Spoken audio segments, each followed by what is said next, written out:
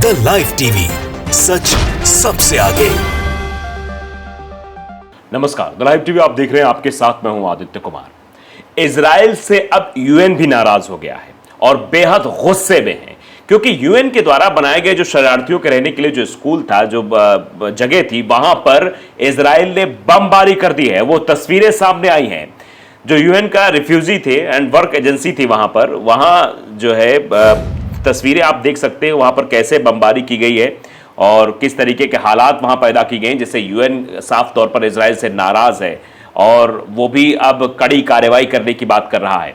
आप तस्वीर देख सकते हैं, तस्वीरों के माध्यम से आप बताने की कोशिश करें, साथ ही साथ ये जो चीजें कही गई वो बताते हैं। संयुक्त राष्ट्र शरणार्थी यानी यूएन शरणार्थी और कार एजेंसी यूएनआरडब्ल्यू का कहना है कि इजरायली हवाई हमले ने गाजा पट्टी में विस्थापित परिवारों के लिए आश्रय के रूप में इस्तेमाल किए जाने वाले यूएनआरडब्ल्यू द्वारा संचालित स्कूल को निशाना बनाया है, जिसमें गंभीर क्षति हुई है।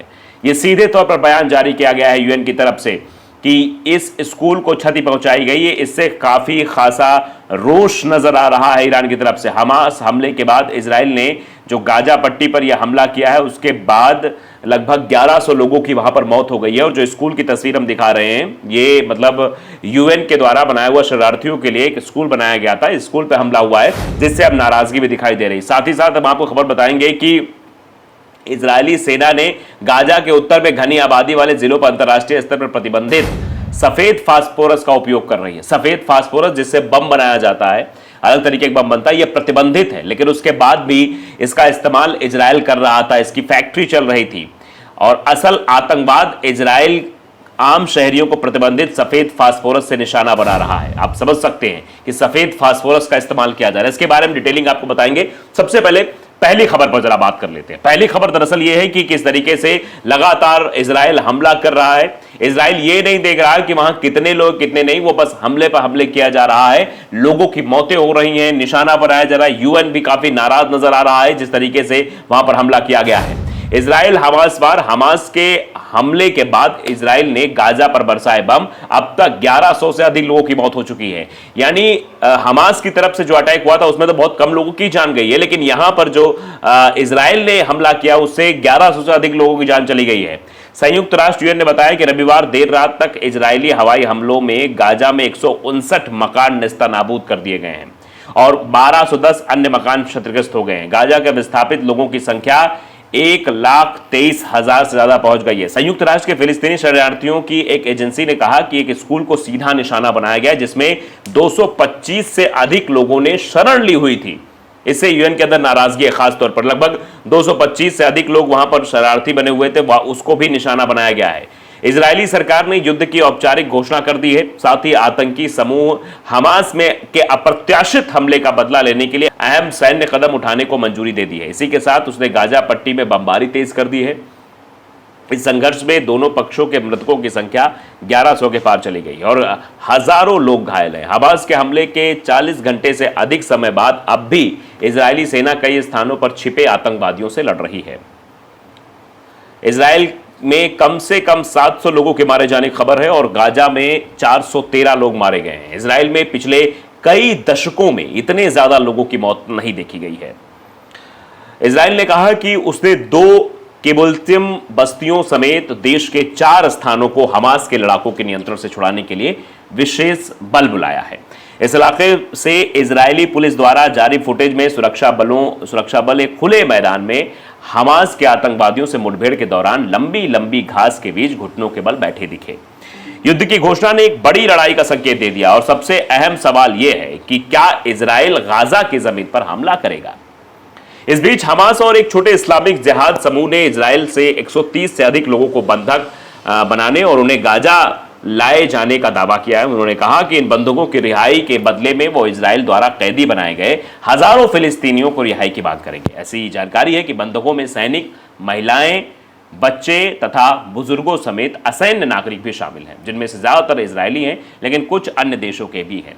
न्यूज एजेंसी एपी के मुताबिक इजरायली सेना का अनुमान है कि शनिवार को किए गए हमले में हमास के 1000 लड़ाकों ने भाग लिया। इतनी बड़ी संख्या दिखाती है कि गाजा पर शासन करने वाले इन आतंकी समूह ने किस हद तक हमले की योजना बनाई थी। हमास ने कहा कि उसने इजराइल के कब्जे और गाजा की नाकाबंदी के कारण फिलिस्तीनियों की बढ़ती पीड़ा के जवाब में हमला किया है। हमास के बंदूकधारियों ने घंटों तक उत्पात मचाया, सड़कों पर लाशें बिछा दी और एक संगीत महोत्सव में शामिल हुए लोगों पर भी कहर बरपाया। बचाव सेवा जाका ने बताया कि उसने महोत्सव के करीब 260 शव बरामद किए हैं और ये संख्या बढ़ने की आशंका है। अभी तक ये स्पष्ट नहीं है कि इजराइल ने अपनी मृतक संख्या में इनमें से कितने शव शामिल किए हैं। इस हमले के जवाब में इजराइल ने अभी तक गाजा में 800 से अधिक ठिकानों को निशाना बनाया है। बेत हानून शहर में हवाई हमलों में ज़्यादातर इमारतें जमींदोज कर दी हैं। इजराइल के रियर एडमिरल डेनियल हेगारी ने पत्रकारों को बताया कि हमास हमलों के मंच के रूप में इस शहर का इस्तेमाल कर रहा है। अभी हताहतों के बारे में कोई जानकारी नहीं मिली और शहर के ज़्यादातर लोगों के पहले ही भाग जाने की संभावना है। दोनों पक्ष के नागरिक इस संघर्ष की भारी कीमत को अदा कर रहे हैं। इजरायली सेना ने गाजा के समीप कम से कम 5 शहरों को खाली कराया है। तो हालात बद से बदतर दिखाई दे रहे हैं। संयुक्त राष्ट्र ने बताया कि रविवार देर रात तक इजरायली हमलों में गाजा में 159 मकान नेस्तनाबूद कर दिए गए हैं। 1210 अन्य मकान क्षतिग्रस्त हो गए हैं। गाजा के विस्थापित लोगों की संख्या लगभग 1,23,000 है। इससे ज़्यादा भी पहुंच रही है। संयुक्त राष्ट्र की फिलिस्तीन शरणार्थियों के लिए एक एजेंसी ने कहा कि एक स्कूल को सीधा निशाना बनाया गया, जिसमें 225 से अधिक लोगों ने शरण ली थी। कई इजरायली मीडिया संगठनों ने बचाव सेवा के अधिकारियों के हवाले से बताया कि इजराइल में 44 सैनिकों समेत कम से कम 700 लोगों की मौत हो गई है। गाजा में 413 लोगों की मौत हुई है। गाजा के स्वास्थ्य मंत्रालय ने बताया कि 78 बच्चों और 41 महिलाओं समेत 413 लोगों की मौत हो गई है। दोनों पक्षों करीब 2-2 हज़ार लोग घायल हैं। इजराइल के एक अधिकारी ने बताया कि सुरक्षा बलों ने 400 आतंकवादियों को ढेर कर दिया है तथा कई अन्य को बंधक बना लिया है। उत्तरी इजराइल में लेबनान के हिजबुल्लाह आतंकवादी समूह के साथ गोलीबारी से इस संघर्ष के व्यापक पैमाने पर फैलने की आशंका भी बढ़ गई है। हिजबुल्लाह ने सीमा पर एक विवादित इलाके में रविवार को इजरायली ठिकानों पर रॉकेट दागे और बदले में इजराइल ने ड्रोन से हमले किए। इजरायली सेना ने बताया कि मुठभेड़ के बाद स्थिति फिलहाल शांत है। तो अंदाजा आप लगा सकते हैं क्या कुछ माहौल वहां पर दिखाई दे रहा है।